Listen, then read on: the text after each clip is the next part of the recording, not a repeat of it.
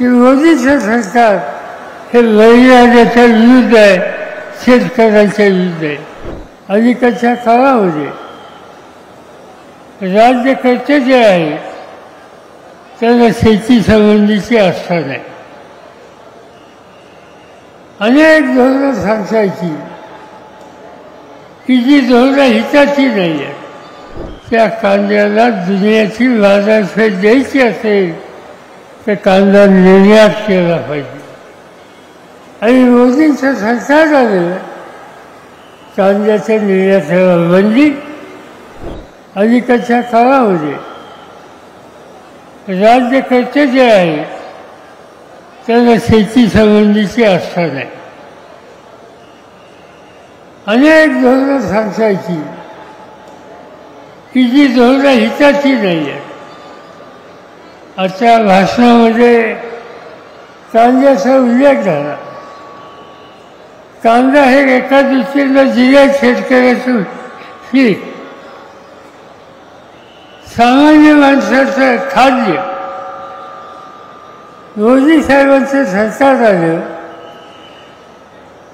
तुम्ही पिकवलेला कांदा तो धुळे जिल्ह्याचा असेल, नाशिकचा असेल, पुणे जिल्ह्याचा असेल, सातारा जिल्ह्याचा असेल, त्याचा कांदा उत्पादकाला 2 पैसे मिळायला पाहिजेत ही त्याची मागणी.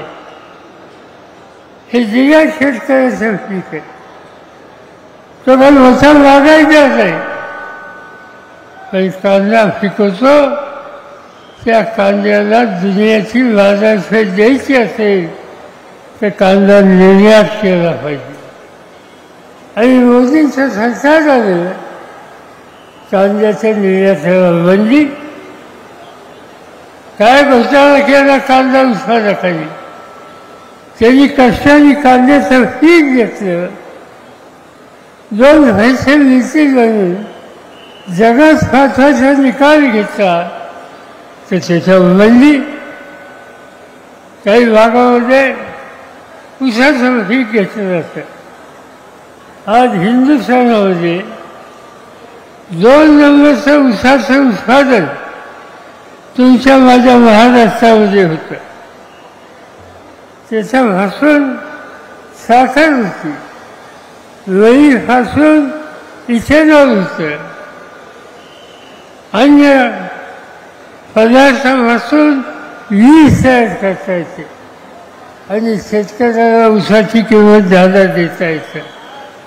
मोदी सरकार आलं आणि शेतकऱ्यांनी जे विविध ऊसातून पदार्थ तयार करण्याची काळजी घेतली त्याच्यावर बंधनं घातली, त्याच्यावर मर्यादा घातली. गहू, तांदूळ ही महाराष्ट्रात हे देशातलं महत्त्वाचं पीक. मोदी सरकारने त्याच्यावर बंदी घातली.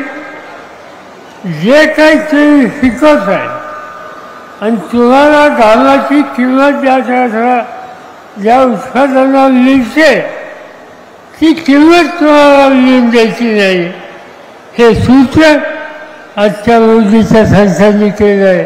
आणि म्हणून आम्ही सांगतो की मोदीचं सरकार हे बळीराजाच्या विरुद्ध आहे, शेतकऱ्यांच्या विरुद्ध आहे.